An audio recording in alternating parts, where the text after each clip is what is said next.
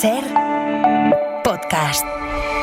Pues parece que es la tarde de estrenar secciones, porque acabamos de estrenar la de Silvia Muelas, que nos devuelve al pasado.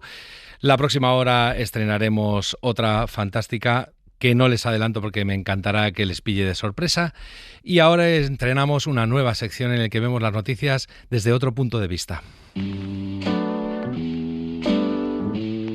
El periódico de la tribu.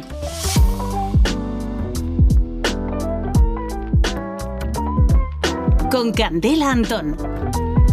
Candela Antón, buenas tardes.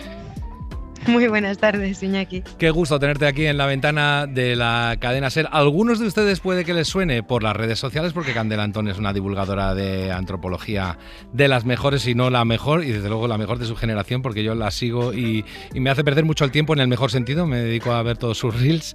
Pero hay otros que puede que la conozcan por su faceta de actriz, porque ya ha salido en series como, por ejemplo, Merlí. ¿Qué hace una chica como tú en una disciplina como esta?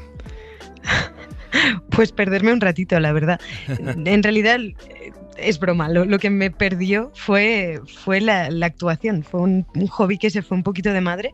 Yo siempre había querido ser arqueóloga, egiptóloga, de hecho, especializada en Egipto. ¿Sí? Así que lo de ser actriz fue sí un pequeño desvío, que eso, se fue de madre. Así que básicamente he vuelto un poco al redil que yo pretendía. Oye, cuando hablamos de antropología, antes de meternos en materia, yo soy de los primeros que confunde un poco qué materia es, porque a veces pienso que es sociología, a veces pienso que es etología, que creo que es el estudio del comportamiento, a veces pienso que es paleontología. ¿Cuál es el campo exacto de la antropología? Vale, la antropología es la ciencia que estudia al ser humano de forma holística, ¿vale? O sea, que lo mira desde muchísimos ángulos a la vez.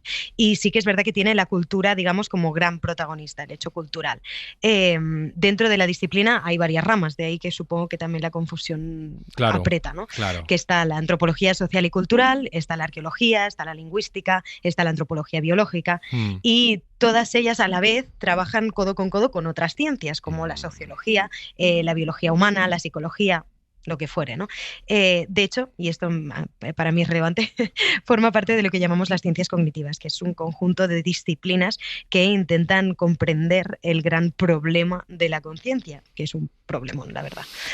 Yo estoy en el lado de la antropología biológica y la evolución humana, y me apasionan las ciencias cognitivas, de hecho. Lo que en realidad las diferencia de otras ciencias sociales, o diferencia la antropología, es sobre todo la aproximación que se hace al objeto de estudio y el método que se utiliza, aunque a veces se solape mucho. Se solapan muchas de las ciencias, afortunadamente, porque se solapan y se ayudan unas a otras, las sociales y las que son experimentales. Y también entre ellas, por cierto, entre los dos campos, que la gente cree que no tienen nada que ver. Por ejemplo, los paleontólogos utilizan muchísimo la biología para saber cómo eran los huesos, para saber un montón de cosas que necesitamos saber para conocernos a nosotros mismos, como bien decías. Total, que el papel de Candela Antón en esta sección, que va a ser así los 4 viernes de agosto, es dar una visión distinta de la que solemos dar los periodistas y el ciudadano de a pie cuando vemos una noticia, porque ella le encuentra siempre algún rinconcito donde darnos una explicación antropológica. Por ejemplo, esta semana hemos estado hablando hace un ratito también de la crisis migratoria de Ceuta. La cosa empezaba así y lo oíamos en Hora 14 el día que empezó todo, que fue el 30 de julio.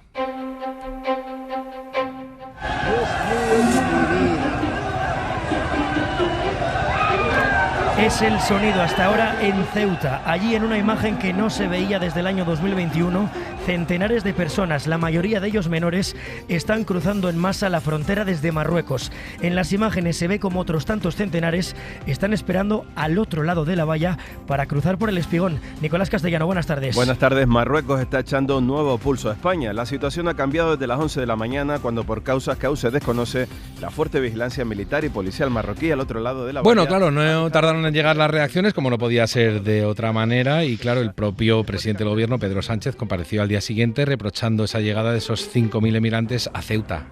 Definir lo que ha sucedido en el día de ayer como un ataque, una violación de la integridad territorial de España. Ceuta es una ciudad española y lo sucedido en el día de ayer merece todo nuestro reproche, toda nuestra condena en el nivel más enérgico posible. Nada menos que 22 de 27 países de la Unión Europea le están exigiendo a Pedro Sánchez que restablezca el control de la frontera, esa gran palabra, la frontera. Candela, ¿hasta qué punto definen al ser humano las fronteras? Pues muchísimo, si no lo que más, ¿no? El antropólogo Fredrik Barth, que es un antropólogo noruego, en los años 60 cambió un poquito la forma en que se entendía la etnicidad. Porque para él un grupo se define sobre todo por el límite que mantiene activamente frente a los demás, más que por lo que sea que haya dentro, o sea, la lengua, las costumbres, lo que sea. O sea, que es el límite realmente lo que él proponía que producía la identidad.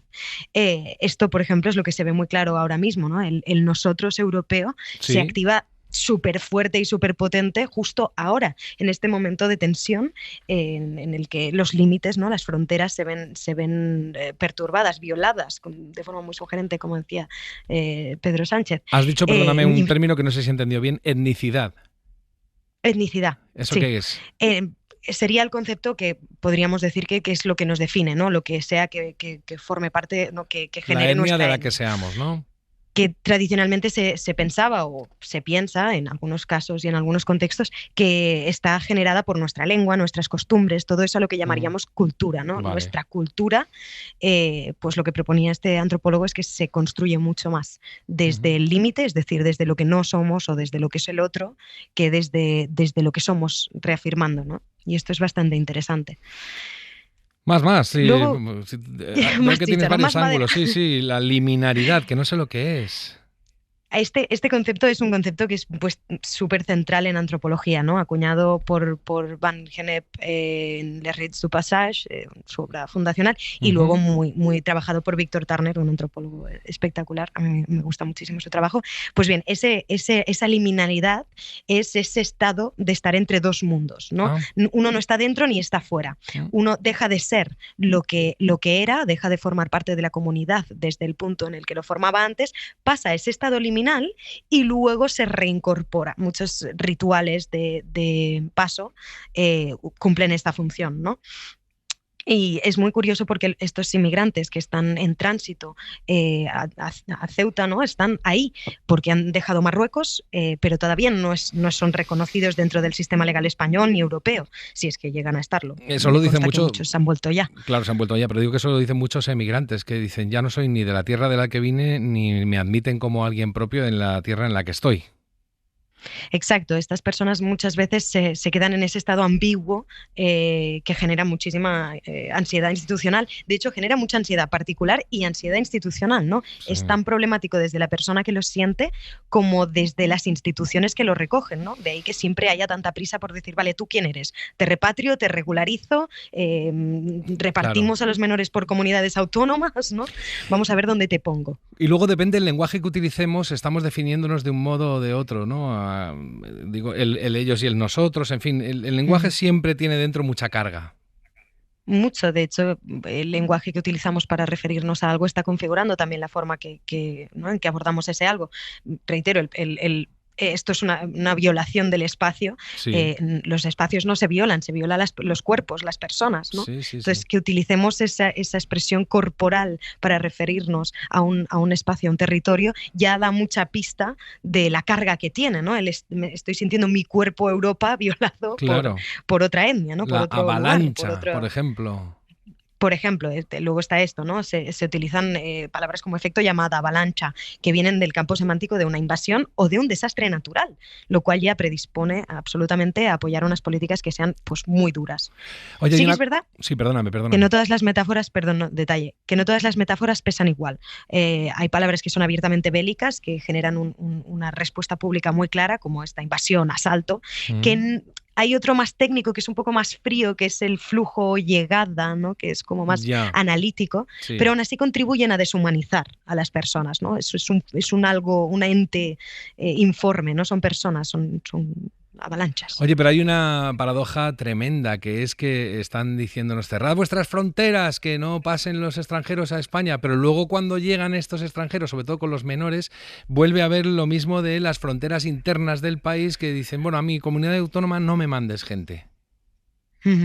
Totalmente. O sea, de hecho, hay mucho tema con esta repartición de los menas, que más allá de cuántos te tocan y cuántos asumes y qué significa para el espacio, yo creo que y volviendo un poco a lo lingüístico, el término mena a mí me parece de los más perversos que hay, ¿no? Claro. Mena, en el fondo, es una palabra que ahora tiene una entidad propia, como un significado propio de peligro, de persona que viene, ¿no?, a agrederte de alguna forma, y en realidad son las siglas de menores extranjeros no acompañados, que deberían ser personas que tendrían que despertar nuestra simpatía o un cierto cuidado, ¿no? Decir, ostras, han llegado personas muy vulnerables a nuestras tierras, vamos a integrarlas o a tratarlas como deba ser, pero como personas, ¿no? Pues no, les ponemos una etiqueta llamada mena que deshumaniza completamente. Y ya no ves a una persona, ves a un mena, que es una cosa peligrosa, ¿no? Es como un hombre del saco. Sí, exactamente. Venga, vamos a otra noticia reciente.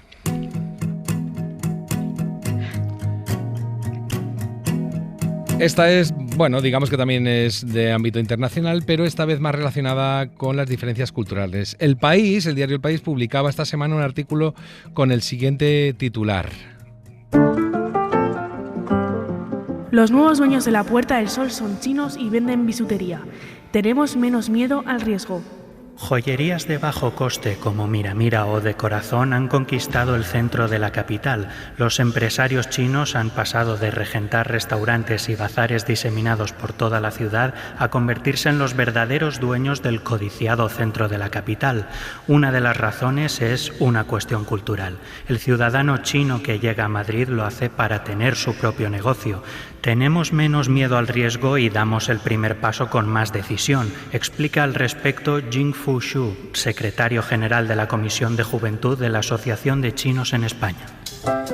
Ahí vamos, al miedo al riesgo, porque eso cambia por culturas. Hay culturas más conservadoras, culturas más emprendedoras. Siempre nos asombra mucho cómo los norteamericanos, o los estadounidenses, mejor dicho, cambian de trabajo porque les ofrecen $1 más y se van al otro punto del país y les da igual lo que pueda venir detrás, más que los europeos, que somos más conservadores. Vaya, estoy haciendo un esquema un poco facilón, pero eso es lo que quisiera que nos analizaras, esto de la cultura del riesgo.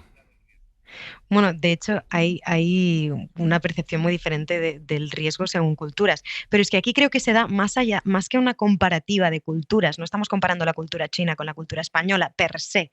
Creo que aquí lo interesante es que estamos hablando de personas que están migrando, personas que se han marchado de su tierra y llegan a la nuestra y ahí, ¿no?, emprenden de una forma determinada. Y la cosa tiene truco, porque no es tanto es que los chinos son más emprendedores de base o menos o lo que fuere. La cuestión es que ellos tienen una gestión del riesgo muy diferente, porque el tema es poner una bisutería de bajo coste en Puerta del Sol es una cosa que no se podría permitir la mayoría de emprendedores españoles, porque es una animalada, ¿no? O sea, tienes que poner algo que venda cosas muy caras porque el alquiler ahí es una burrada de caro. Entonces, este le tenemos menos miedo al riesgo. Yo lo desgranaría con que no están solos estos comerciantes, ¿no? Migran con unas redes determinadas que se establecen en unos lugares determinados, ¿no? O sea, cuando ellos llegan ya tienen una red que viene de entonces, ¿no? Del país del que vienen, llegan con esta cohesión social de base y se relacionan desde ahí. Es decir, hay una red de negocios que muchas veces pues hay familiares allí en la provincia de la que vienen, en China, y les dejan dinero, ¿no? Hay como quizá una función de crédito social en la que están repartiendo el riesgo entre varios, ¿no? No es un solo emprendedor o una sola familia. Eso te iba a decir, que es un modo de organizarse socialmente, que no es que tenga menos miedo que un europeo, es que el modo en el que afronto, la estrategia en la que afronto ese miedo es de otro tipo, es más segura porque vengo con más gente, y aquí se tiene por el emprendedor solo en un garaje. Claro, o por el emprendedor solo o por el hecho de que aquí si tú tienes que pedir crédito, pides crédito a una institución, ¿no? Un banco que te da un dinero determinado y a la que no le puedes dar no se la puedes dar ni medio con pan, ¿no? No atiende a razones, digamos, tú me pagas o no me pagas, punto. En cambio ahí hay como una red un poco más compleja de relaciones interpersonales, con lo cual hay un mérito específico, se ayudan entre ellos, vienen los familiares y vienen la familia, ¿no? La madre, el padre, tal, los hijos, vienen los primos, viene tal, y entonces trabajan en los negocios los unos de los otros, se echan una mano. no están solos, así como, curiosamente, las personas que vivirían aquí y que quisieran emprender un negocio en Puerta del Sol sí estarían solos a la hora de desarrollar ese negocio. Me decías esta mañana que era, cuando hablamos de la sección que es la economía del enclave, que el capital social, que es la confianza, por ejemplo, la información que comparten entre todos para ayudarse, sustituye a lo que aquí solemos utilizar, que es el crédito bancario tradicional. Tal cual. Es literalmente así. O sea, es al final un capital social que es un poquito más elástico o permite un poquito más de juego que el crédito bancario tradicional. Pero es que además yo creo que hay una capa más, que se me antoja quizá más interesante, que es que migrar ya es en sí mismo un acto de asunción de riesgo. Pues claro, ¿no? Claro. Cuando tú migras, estás cruzando medio mundo, tu umbral del miedo yo creo que es diferente, ¿no? Al que nunca se ha movido de su ciudad, siempre ha estado en el mismo lugar, etcétera, etcétera, etcétera, ¿no? Y luego hay lugar simbólico para nosotros donde hay cosas que no haríamos en esos lugares y que ellos realmente, como no tienen ese significado para ellos, lo emplean de otra manera. Claro, por supuesto, para nosotros la Puerta del Sol, ¿no? Si vas a abrir un negocio en Puerta del Sol tiene que ser algo señaladísimo, ¿no? Salvando las distancias, estoy segura de que a un fondo determinado le importará un pepino lo que ponga en Puerta del Sol, ¿no? Pero quiero decir que ya no vivimos tampoco en el momento en que cuidamos nuestros propios espacios a este nivel. Creo que la lógica del capital se ha comido un poquito ese cariño. Pero es curioso porque estas personas ni siquiera comparten ese link, ¿no? Esa historia de este lugar. Bueno, qué interesante está siendo todo esto. Realmente es ver las noticias desde otro punto de vista y vamos a una tercera noticia.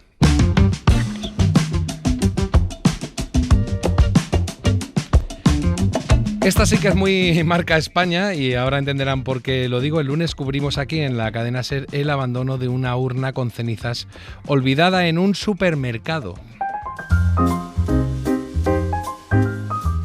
La policía local trata de localizar a los familiares de una persona fallecida tras encontrar su urna funeraria en la taquilla de un supermercado. Radio Valencia, José Blasco.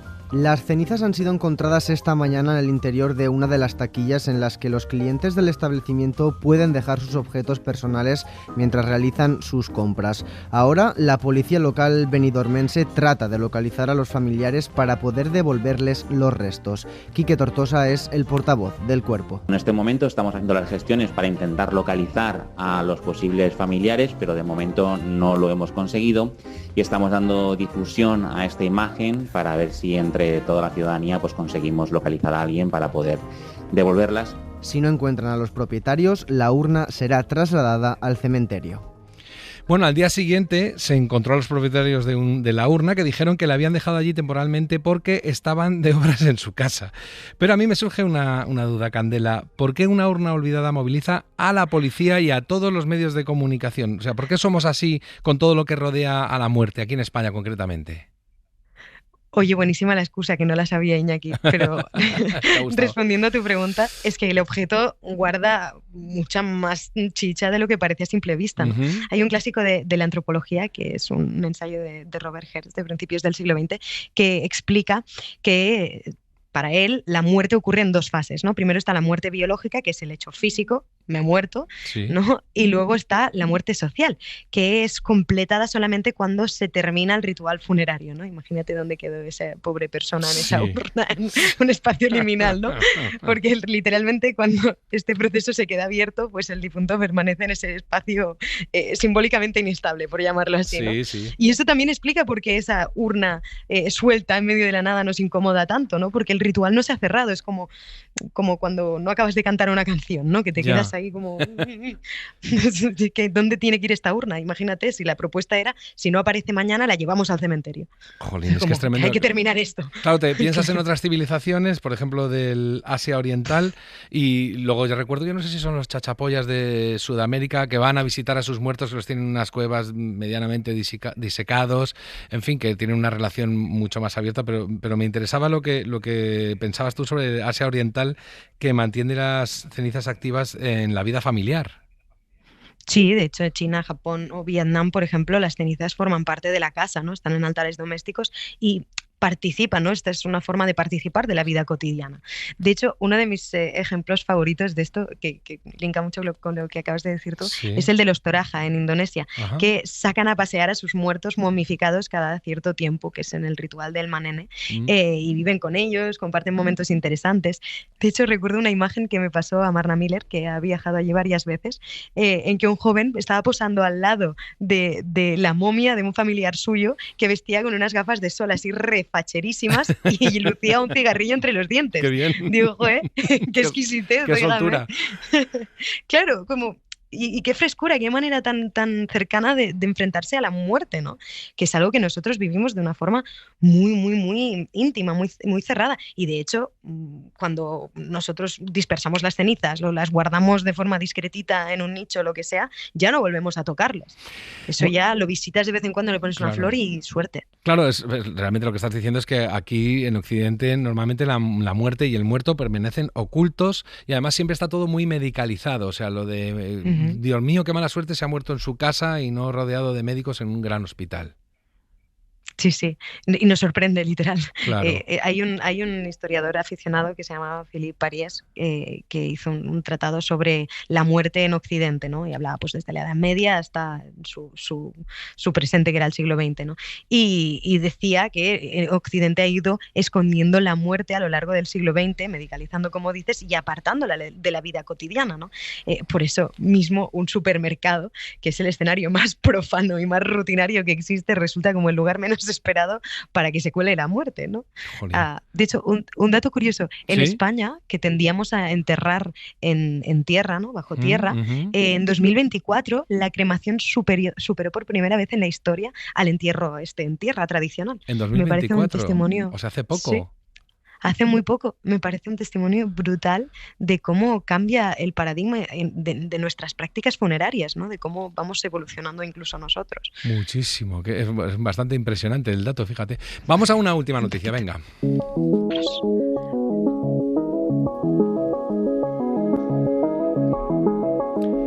Vamos a esto de las prohibiciones y no prohibiciones, a las drogas buenas, a las drogas malas, porque esta semana hemos hablado, y la anterior también, de la nueva ley antitabaco, y así anunciaba el Departamento de Prensa del Gobierno los avances de esta propuesta.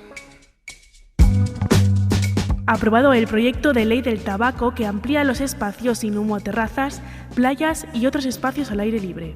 Se amplía también a restaurantes, piscinas de uso colectivo, instalaciones deportivas, espectáculos al aire libre y parques nacionales.